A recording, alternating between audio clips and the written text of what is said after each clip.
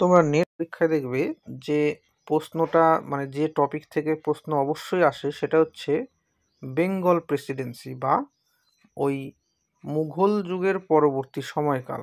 মুঘল যুগের পরবর্তী বলতে নবাবী আমলটার কথা বলা হচ্ছে, যে বাংলায় যে নবাবী আমলটার সূচনা হয়েছিল সেই সময় কিন্তু বাংলার অবস্থা কেমন ছিল, অর্থাৎ এই বাংলার নবাবী মুর্শিদকুলি খাঁ থেকে শুরু করে একদম বক্সারের যুদ্ধ, এই যে সময় পর্যন্ত, ঠিক আছে, এখান থেকে কিন্তু প্রশ্ন পরীক্ষাতে আসে। তো আমরা এখন যে আলোচনাটা করব, তো সেই বাংলার যে বেঙ্গল যে প্রেসিডেন্সি তার আগে, অর্থাৎ ঔরঙ্গজেবের পরবর্তী সময় থেকে, অর্থাৎ এই যে বাংলার যে অবস্থা কেমন ছিল সেই সম্পর্কেই আমাদের আজকের এই ক্লাসটা যদিও খুব ছোট হবে তবে খুবই ইউজফুল। এটা সমস্ত ধরনের কম্পিটিটিভ পরীক্ষার থেকে কিন্তু এই কোশ্চেন থেকে কিন্তু মানে এখান থেকে কিন্তু কোশ্চেন তোমরা কমন পেয়ে যাবে। তো যাই হোক, তো প্রথমে আমরা শুরু করি। প্রথমে দেখো কি বলা হচ্ছে, 1651 খ্রিস্টাব্দ। এই 1651 খ্রিস্টাব্দে তৎকালীন বাংলার গভর্নর কে ছিলেন না, নাম ছিল হচ্ছে শাহ সুজা। তো এই শাহ সুজার সময়কালে, শাহ সুজার নাম কি ছিল, শাহ সুজার নাম ছিল হচ্ছে শাহজাহান। এই শাহ সুজা ছিল হচ্ছে শাহজাহানের দ্বিতীয় পুত্র। আমরা জানি শাহজাহানের 4 পুত্র ছিল, তার নাম মধ্যে হচ্ছে দারা, সুজা, মুরাদ এবং ঔরঙ্গজেব। তো এই 4 ভাইয়ের মধ্যে এই যে সুজা যে ছিল, সুজা কিন্তু বাংলার গভর্নর হিসেবে শাসন করত, ঠিক আছে। তো এই বাংলার গভর্নর ছিল হচ্ছে শাহজাহানের সময়কালে কিন্তু সুজা। তো যাই হোক, সর্বপ্রথম কিন্তু ইংলিশ ইস্ট ইন্ডিয়া কোম্পানি বাংলায় তাদের বাণিজ্যিক সূত্রপাত ঘটায়। যদি বলা হয় ইস্ট ইন্ডিয়া কোম্পানি প্রথম যে বাংলাতে যে বাণিজ্যিক সূত্রপাত ঘটাচ্ছে সেটা কার সময়কালে, ঠিক আছে, সেটা শাহজাহানের সময়কালে। আর বাংলার সেই সময় গভর্নর কে ছিলেন নাকি শাহ সুজা, যে শাহজাহানের দ্বিতীয় পুত্র। তো এই সময় যে বাংলাতে যে ব্রিটিশরা যে ব্যবসা শুরু করলো, তো সেটা কিসের ওপর, মানে কোন দ্রব্যের ওপর ব্যবসা শুরু করেছিল প্রথম দিকে?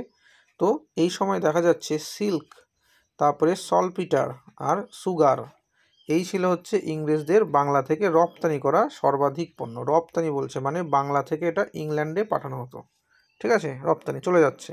ইংল্যান্ডের বণিকরা ভারতে আসলো, এসে এখান থেকে সিল্ক, সলপিটার আর হচ্ছে সুগার, এই জিনিসগুলো নিয়ে কিন্তু ইংল্যান্ডে পাঠাতো, কারণ ইংল্যান্ডে এগুলোর খুবই ডিমান্ড ছিল আর বাংলাতে খুব অ্যাভেলেবেল ছিল, সেই কারণে। পরবর্তীতে দেখতে পাচ্ছি যে ঔরঙ্গজেব যখন ক্ষমতায় চলে আসছে, তো তখন তো তার ভাইদেরকে ঔরঙ্গজেব হত্যা করেই নিল। তো এখানে বলা হচ্ছে ঔরঙ্গজেবের রাজত্বকালে এই ব্যবসা বাণিজ্যে চরমভাবে ভাটা পড়ে গেছিল, ঠিক আছে, মানে ব্যবসাটা কমে গেছিল।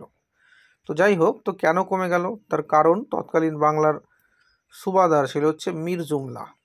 এই মীর জুমলা পরীক্ষাতে আসে, এটা বিশেষ করে WBCS পরীক্ষায় কিন্তু অনেকবারই এসেছে মীর জুমলার পরিচয়। ঔরঙ্গজেবের সেনাপতি বা ঔরঙ্গজেবের বাংলার সেনাপতি কে ছিলেন, মীর জুমলা, ঠিক আছে। তো যাই হোক, তো শাহজাহানের সময় বা শাহ সুজার সময় যে বাংলায় যে ব্যবসা বাণিজ্যটা চলতো সেটা ঔরঙ্গজেবের সময় আসার পর কিন্তু একটু ভাটা পড়েছিল। তো বলা হচ্ছে যে তার সময়, অর্থাৎ ঔরঙ্গজেবের সময় কিন্তু মীর জুমলা, যিনি আবার ঔরঙ্গজেবের বাংলার সুবাদার ছিলেন, তিনি কিন্তু ইংলিশদের ব্যবসার ক্ষেত্রে বিশেষ কিছু নিয়ম নীতি চালু করেছিল, যে যা ইচ্ছা তাই করা যাবে না, কিছু নিয়ম ডেকোরাম মেনটেন করে তোমাদের কাজ করতে হবে। এই হলো মীর জুমলার বক্তব্য। তো যাই হোক, এইভাবে ঠিকঠাক কিছু যে চললো, নিয়মকানুন হলে কি হয়, অত ওপেন টু অল ব্যবসা চলে না, তখন কিছু নিয়মকানুন মানতে হয়, অর্থাৎ ব্যবসার পরিমাণটা একটু কমে। তো ইতিমধ্যে আবার দেখা যাচ্ছে মীর জুমলার কিন্তু মৃত্যু হয়ে গেল কবে, 1663 খ্রিস্টাব্দে। 1663 খ্রিস্টাব্দে মীর জুমলা যখন মৃত্যু হচ্ছে, তারপর কিন্তু বাংলার গভর্নর হয়ে আসছে শায়েস্তা খান। এই শায়েস্তা খানের গল্পটা আমরা কি জানি, যে শায়েস্তা খানের কিন্তু একটা আঙ্গুল কেটে দিয়েছিল, কে কেটে দিয়েছিল নাকি শিবাজি। শিবাজির সাথে কিন্তু শায়েস্তা খানের একটা যুদ্ধ হয়েছিল আর কি। তো যাই হোক, কোনো ক্রমে শায়েস্তা খান বেঁচে ছিল, ওখানে শিবাজির হাতে একটা আঙ্গুল কেটে গেছিল। তারপরেও এই অপমানজনক ব্যাপারের পর তারপরে ওই মহারাষ্ট্রের ওই জায়গা থেকে তাকে কোথায় পাঠানো হলো, তাকে চলে আসলো একদম বাংলাতে পাঠানো হয়েছিল। এদিকে মীর জুমলাও মারা গেছে, শায়েস্তা খানকে পাঠানো হলো, ঠিক আছে। শায়েস্তা খান কিন্তু আবার সম্পর্কে আবার ঔরঙ্গজেবের মামা ছিল, ঠিক আছে। তো এই হচ্ছে ঔরঙ্গজেবের মামা শায়েস্তা খান। তো একে বাংলাতে পাঠানো হলো। তাহলে প্রথমে ঔরঙ্গজেবের সময় বাংলার সুবাদার ছিল হচ্ছে মীর জুমলা, তারপরে হয়েছিল বাংলার সুবাদার শায়েস্তা খান ঔরঙ্গজেবের সময়কালে। এগুলো কিন্তু মনে রাখতে হবে, এগুলো পরীক্ষায় আসে, যেমন WBCS পরীক্ষায় তো এই যে আমাদের এই ভিডিও এখান থেকে কমন 100% পাবে, আর নেট সেট পরীক্ষায় তো পাবে, এটা তো বলার ব্যাপারই নাই। যাই হোক, এই সময় পুনরায় ইস্ট ইন্ডিয়া কোম্পানির ব্যবসায় গতি ফিরে এসেছিল। তাহলে কার সময়? শায়েস্তা খান যখন এখানে গভর্নর হয়ে আসছে বা সুবাদার হয়ে আসছে, ঠিক আছে। তখনকার দিনে মুঘল প্রশাসনে প্রদেশগুলোকে বলা হতো সুবা, ওই কারণে সুবা বাংলার কথা কিন্তু এখানে বলা হচ্ছে।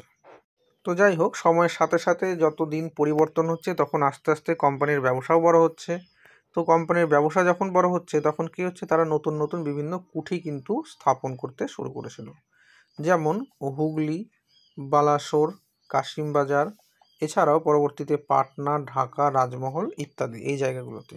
নেট পরীক্ষায় কোশ্চেন এসছে এবং সেট পরীক্ষায় কোশ্চেন অলরেডি চলে এসেছে। কোনটা চলে এসেছে? হুগলি। হুগলি নামটা কেন বলছি, তার কারণ হুগলি ছিল বাংলার ইস্ট ইন্ডিয়া কোম্পানির প্রথম বাণিজ্যিক কুঠি। পরীক্ষায় এসেছে 2017 সালের সেটে এসছে, 2018 সালেও এসছে নেটে। তো এরকম জিনিসগুলো কিন্তু দেখব, এর পরবর্তীতেও এসছে 2023-22 এরকম জাতীয়, এরকম আমার চোখে পড়েছে। তো যাই হোক, এটা অবশ্যই পড়তে হবে, এটা থেকে বিভিন্ন সময় পরীক্ষায় এসছে, এটা অলরেডি পরীক্ষা আসা কোশ্চেন। তো যাই হোক, যে তাহলে বলার যে কোশ্চেনটা কি, যে ইস্ট ইন্ডিয়া কোম্পানির বাংলার সর্বপ্রথম বাণিজ্য কুঠি কোনটা ছিল? বাংলাতে উল্লেখ করে দেওয়া ছিল কোশ্চেনটা, যে বাংলাতে প্রথম বাণিজ্য কুঠি কোনটা ছিল তাদের। তাহলে সেটা হবে কিন্তু হুগলি, এটা মাথায় রাখতে হবে, ঠিক আছে। তাহলে আস্তে আস্তে তাহলে কী দাঁড়াচ্ছে, যে হুগলি, বালাসোর, কাশিমবাজার, তার পরবর্তীতে পাটনা, ঢাকা, রাজমহল এই জায়গাগুলোতে কিন্তু ইস্ট ইন্ডিয়া কোম্পানি বাণিজ্য কুঠি স্থাপন কিন্তু করা শুরু করেছিল, ঠিক আছে। তারপরে দেখো কি বলা হচ্ছে, যে এর মধ্যে আবার একটু ঝামেলাঝাটিও হয়েছিল। যাই হোক, 1698 খ্রিস্টাব্দে 1200 টাকা, ঠিক আছে, 1200 টাকার বিনিময়ে তৎকালীন বাংলার সুবাদার, কবে? 1698, এই টাইমেও কিন্তু ঔরঙ্গজেবই আছে। এই সময় আবার বাংলার সুবাদার চেঞ্জ হচ্ছে কিন্তু, আজিম উসান। তাহলে দেখো তিনখানা নাম পাওয়া যাচ্ছে কিন্তু, প্রথমে মীর জুমলা, তারপরে চলে আসছে শায়েস্তা খাঁ, তারপরে চলে আসছে আজিম উসান। এই আজিম উসান কিন্তু পরবর্তীতে নাম কি নিচ্ছে? শাহ আলম প্রথম, বা প্রথম শাহ আলম, যে মুঘল সম্রাটও হয়েছিল পরবর্তীতে, ঠিক আছে, প্রথম শাহ আলম। তো যাই হোক, এ কী করেছিল, সুতানুটি, কলকাতা এবং গোবিন্দপুরে জমিদারি ব্রিটিশদের হাতে তুলে দিয়েছিল। তিনটা জায়গা, এটা বেসিক্যালি তিনটা গ্রাম ছিল, একটা কলকাতা, সুতানুটি এবং গোবিন্দপুর, এই তিনটা গ্রাম কাকে দিয়েছিল? ব্রিটিশদেরকে দিয়েছিল, ঠিক আছে। কবে দিয়েছিল সেটা? 1698 খ্রিস্টাব্দে। এটা খুবই গুরুত্বপূর্ণ জায়গা। 1698 খ্রিস্টাব্দে আজিম উসান 1200 টাকার বিনিময়ে, কয় টাকার বিনিময়ে? 1200 টাকার বিনিময়ে কি দিয়েছিল? শাহ আলমকে প্রথম সুতানুটি, কলকাতায়, গোবিন্দপুরে তিনখানা জায়গার জমিদারি তুলে দিয়েছিল। ভালো কথা। তো এই যে তিনখানা জায়গা, টাইমিংটাও দেখো 1698, ঠিক আছে। এই সময় কিন্তু থেকে কলকাতা নগরীর পত্তন কিন্তু হয়। নামটা এখানে দেওয়া নাই, নাম হচ্ছে জব চারনক। কি নাম? জব চারনক। জব চারনক। তো এই জব চারনক কিন্তু কলকাতা নগরীর পত্তন করেন। পত্তন কথার অর্থ কি? পত্তন কথার অর্থ হচ্ছে প্রতিষ্ঠা, আর পতন কথার অর্থ সমাপ্ত, ঠিক আছে। তাহলে এই অংশটা কিন্তু খুবই গুরুত্বপূর্ণ। আরেকবার বলি এই অংশটা কি বলছে, যে 1698 খ্রিস্টাব্দে 1200 টাকার বিনিময়ে আজিম উসান বা শাহ আলম প্রথম তিনটে জায়গা, কি বেসিক্যালি তিনটে গ্রাম, সুতানুটি, কলকাতা এবং গোবিন্দপুর, এই তিনটা জায়গার জমিদারি কার হাতে তুলে দেওয়া হয়েছিল? ব্রিটিশদের হাতে তুলে দেওয়া হয়েছিল। তো এই সময় থেকেই কলকাতা নগরীর পত্তন হয়। তাহলে কলকাতা নগরীর পত্তন কবে হয়েছিল? 1698 খ্রিস্টাব্দে। কে করেছিলেন? জব চারনক। জব চারনক। কয় টাকার বিনিময়ে? 1200 টাকার বিনিময়ে। তাহলে যদি বলা হয় কলকাতা যে নগরী, সেটা কোন কোন জায়গা নিয়ে তৈরি? কলকাতা, সুতানুটি আর গোবিন্দপুর, এই মাত্র তিনটা গ্রাম নিয়ে কিন্তু তৈরি। তো যাই হোক, শেষ পর্যন্ত 1707 খ্রিস্টাব্দে ঔরঙ্গজেবের মৃত্যুর পর বাংলা কিন্তু স্বাধীনতার দিকে এগিয়ে যায়। মানে ঔরঙ্গজেবের, বেসিক্যালি এই যে অংশটা পড়া হলো, যে ঔরঙ্গজেবের সময় বাংলার অবস্থাটা কেমন ছিল, ঠিক আছে, বা ঔরঙ্গজেবের সময় বাংলায় ব্রিটিশদের অবস্থা কেমন ছিল, এই নিয়েই কিন্তু এই অংশটা কিন্তু আমরা পড়লাম। তো এটা থেকে কিন্তু তোমরা অবশ্যই কোশ্চেন কিন্তু বিভিন্ন পরীক্ষায় কমন পাবে। Thank you.